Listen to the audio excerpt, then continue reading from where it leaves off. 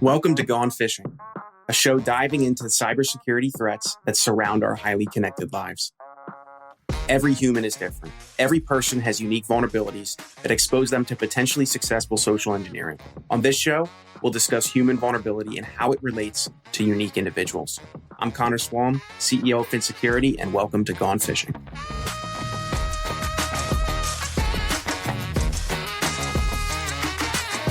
Hey everyone, welcome back to another episode of Gone Fishing. I'm your host, Connor, the CEO at Fin, and today we are joined by Jason Slagle, the president of CNWR and the giant jerk in the channel with the huge bucket of rocks. How are you doing, Jason? I'm good.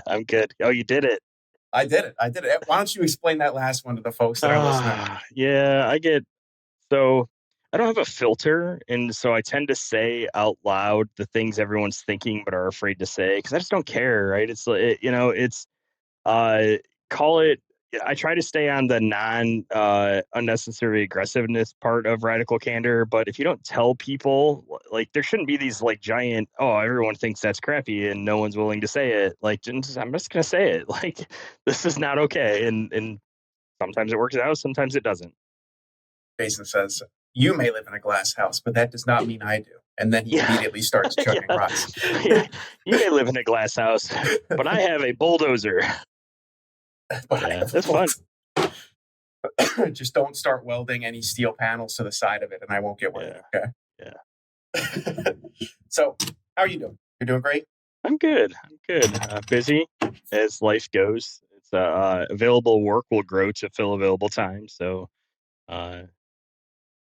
chugging along. For those of you who don't know yourself and who don't know CNWR, do you want to explain a little bit about your background and why you're qualified to even spew words here today? Oh, I don't know.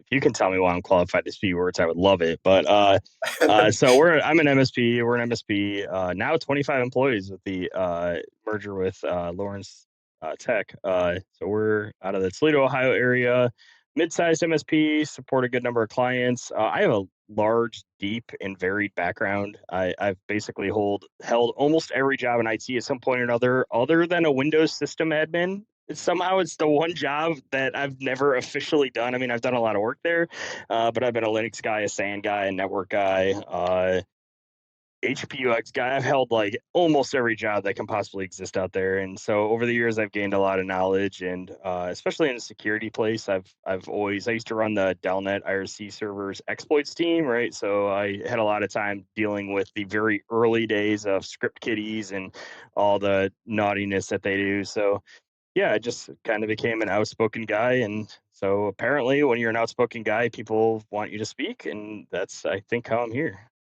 So for those of you listening and don't know Jason, he has the reputation of saying the quiet parts out loud and being very honest about his usually very correct opinions on how people should be treated and how companies should act and conduct themselves. So he's known as like, I don't want to say the pallbearer because that means we're in a casket, but you're definitely the pallbearer. Like you're the guy with the giant flag running into battle. It's like we need to be yelling at these people over here. So let's start. Yeah, I believe in generally if you do good things and you do the right things long enough, then good things will happen, and that's a good thing to have. And yeah. Yeah, no, I completely agree with that too. One of the early things we definitely agreed on that, and the amount of sweat that I had when you said you were pen testing. Oh yeah, in the middle of the first MSP Geek call that I. That's always fun. I love that. I'm not infallible too. I called it out when we did the how I would hack you at Secure. It's like I still have some of my infrastructure on my primary domain. You can go poke it. Like it's not. I am not infallible. All of us are fallible people.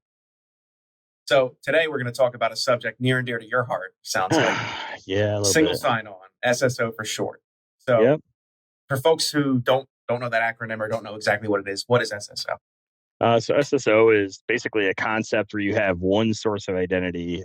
In the MSP world, it's 95% of the time Office 365.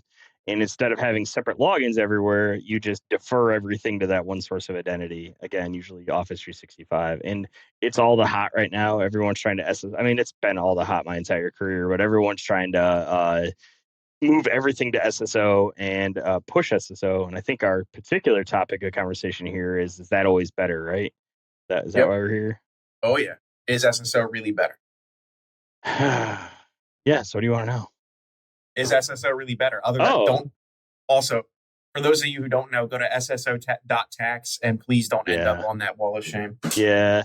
So, generally I am favorable on an SSO, but it really depends on the implementation. And so everyone thinks, oh man, SSO is great. And, now I don't have to remember all these passwords. And that's very true. But now you've unintentionally created this situation where this one thing has the keys to all of your kingdom.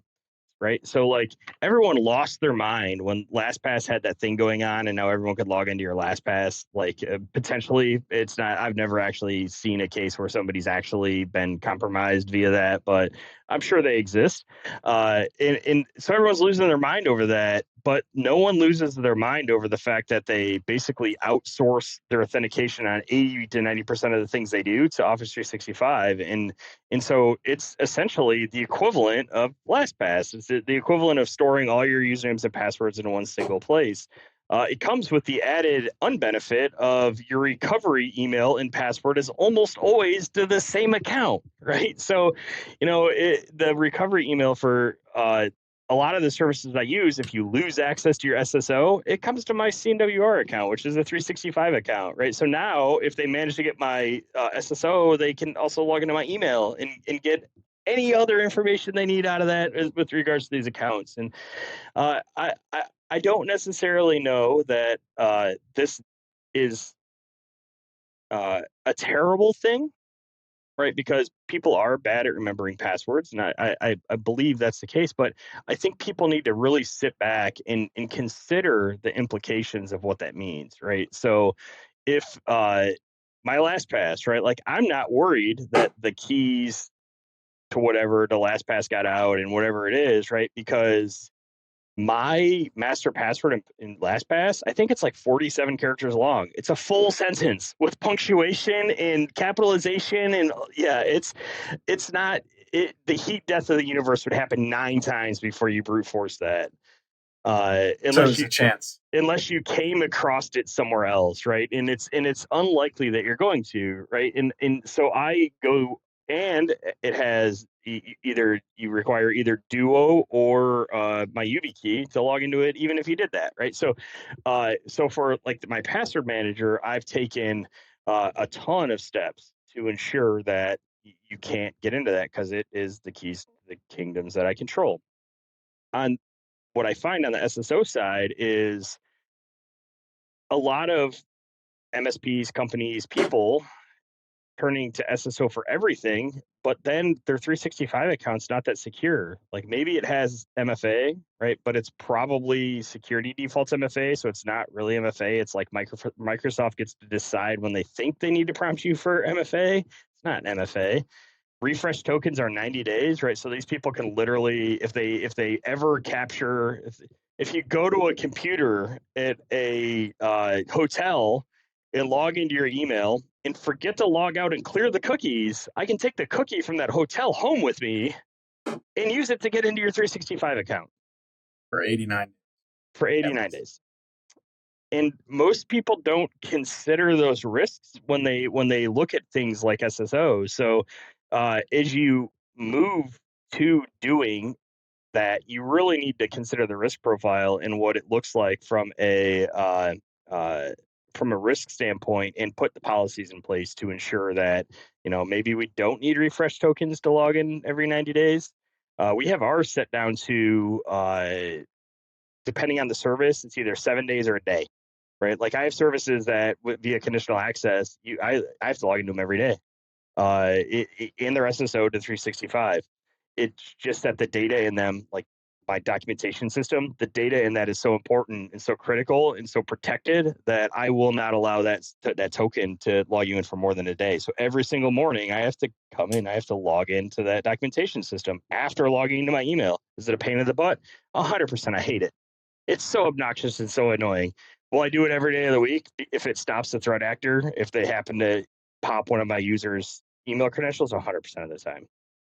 Yeah, we were just talking. We just had Jimmy Hatzel on the podcast talking about privileged access management and the importance of not only having privilege escalate when you need it, but also having it time out and having it on certain pieces of information because you don't Yeah. have to treat every threat. You don't have to treat every vulnerability the same Yep. because their vulnerabilities are different and they lead to different results. Yeah, I'm on a Mac. I think you're on a Mac, if I recall. Oh yeah, I use Fantastical for my calendaring app. I don't know if you do, but it's a fantastic goal. The calendaring app. It's pretty great. It talks to all my calendars, and I can enter appointments and stuff in just plain text, and it figures it out. Uh, but like we have the CA policy. Lets that only have to log in like every 30 days, but it's got access to my calendar, and that's it. Who cares? Right, like, but my emails every 7 days, right, like documentation system, ConnectWise, stuff like that are a day, right, like you have to consider the risk of each of those things. You hook the SSO and set the policies in place for each of them individually. that makes sense. So it sounds like a myth that a lot of people hold is that SSO isn't putting all of your eggs in one basket, Yeah, it's but it really is. 100%. It's just putting your eggs in a different basket, right, like it's hope that thing never gets hacked. Yeah, that's a question I always got when I would always recommend people use password managers. It's like, are you better at keeping your password secure, or as a company, I guess this is funny in the wake of LastPass having like 4 breaches last year, but are they better at doing it? And then we're like, oh, okay, well, a company that's probably built to manage my passwords is probably going to be better at managing for me. Like, okay, and then They still are. they still are. And then they're like, well, what if Google gets hacked? That's a question Yeah. I always used to get. And I'm like, listen, listen. If Google gets hacked, not only are there way more important things that people are going to Yeah. be looking for, but there are way bigger problems that I have with my Yep. life than what's going on with Google now. It's like, Yeah, I mean, I come across that with customers. My world is a lot about threat modeling, and uh, customer comes to you and says, "Well, I'm not moving my on-premises exchange to the cloud because Microsoft can read my email." I'm like, "Okay, what's more likely, that Microsoft's going to read your email, or that some this is a law office, that some intern that you employed over the summer is gonna like pop your unpatched Exchange server and come in and get all your emails?" Like, Microsoft doesn't care about reading your emails. And oh, by the way, do you use Outlook? They already can. Right? Like, you're using a Microsoft product to talk to the thing that, like, they wrote the software you're using. If they really wanted your email, they have like 9 different ways they can get it. Like, reading it off of the server they control is the least of your concerns. If you're not qualified to assess those risks and properly secure them yourselves, then just don't do it. Let somebody who's a professional at this do this. are there any other myths that you're aware of surrounding SSO? No, I mean, I think we covered the one that is like the button topic for me. Uh, I mean, it's generally that the myth is that it's more secure. Like, and it's not. It's only as secure as anything is only as secure as the weakest chain in that link, right? And so you can make, and so to your point, is a human vulnerability management company, you're trying to manage the human part of that link, which is usually the weakest point. But in any case here, we're only as good as the weakest point in that link, and you basically spider web that risk out to a whole lot of things. Yeah, I always made the statement that I have a lot of issues with the way the way a lot of people interpret statistics most often. So the whole concept of 88% of breaches occur as a result of involving the Yep. human element. That means a lot of different things than what it does not mean is humans are responsible for 88% of breaches. It Correct. does mean Yeah. that they are involved in them. But Yes. there's I think it was Reg Harnish, which I believe you've met, said, he's like, by the time a humans have the opportunity to fail, 14 of your tools have already failed them. Yeah. So it's like, where do you draw the line? So, Yeah. I mean, I think that on the MSP side, like 80% of breaches still, last time I saw, were credential reuse, and that, to me, that is yep, totally on the human side of it. But yeah, yep, you're right. There are a lot of it. The human failing can be protected by other controls, right? Like, and we do that. yep. Cool. So, what's an alternative somebody could choose for SSO? Uh, don't. So regardless of all the mud I just threw at SSO, generally, use a password manager. I mean, that's probably the biggest alternative. Use a password manager with a strong password. Use two-factor on that factor on that password manager, and just store the passwords in there. What SSO does gain you is it gains you a single point of management, and there's a lot to be said for that, right? So generally, I am actually not opposed to SSO. I just think that it's not a silver bullet that can solve all problems. Statement Josh always tells me is there's no silver bullet. All bullets are made with lead. I know Yes. that's not true anymore. I make my bullets out of ice, so when I shoot people, they can't tell who did it. So Mythbusters actually busted that myth. I know. Because I grew up watching that one too. And now you're here busting myths about SSO. Look, it's come full circle. It has. Is there any last minute advice, anyone that's listening who wants to learn a little bit more about security or wants to know a little bit more about this that you'd have for them? Go research conditional access policies, because again, 80 to 90% of you are going to be using Office 365. Do a Google, like, what are conditional access policies, or properly configuring conditional access policies, and go on a Google wiki walk of the 30 pages that you'll end up reading, and you'll learn a lot, and that will make you more secure. Sweet. Go look up conditional access policy. Educate yourself. Yes. That's what I heard in there. RTFM. RTFM. Read the manual. Awesome. Well, thanks for joining me. We're going to have you on some other episodes talking about some other cool stuff, but this has been a blast. Yep. Is there anywhere you'd like people to be able to connect with you or learn more about CNWR? Where would you prefer they go? CNWR.com or LinkedIn. I am relatively active on LinkedIn, although it's been a bit of a hiatus. As it turns out, you have to run a business before you're afforded time to throw rocks, and I'm pretty busy right now, but that's usually where I'm most active. MSP Geek, you can find me there too. All right, MSP Geek, CNWR.com. All the links to all those will be in the show notes. So feel free, folks, if you're listening or you're watching, to go connect with Jason and, I don't know, throw some rocks back, do whatever you want. You'd probably enjoy that. Awesome. I should learn to juggle. You should learn to juggle rocks so that you can throw them while you're juggling them. Yes. And then just add more. Oh, that's a great idea. Okay, cool. This was fun. Thank you. Sweet. Thanks for joining us, Jason, and everyone. You will see us next time. Thanks so much for tuning in to Gone Fishing. If you want to find out more about high-quality security awareness training campaigns, how to launch them in ways that actually engage employees to change their habits, then check us out, FinSecurity, at finsec.io. That's PHINSEC.io. Or click all of the wonderful links in our show notes. Thanks for fishing with me today, and we'll see you next time.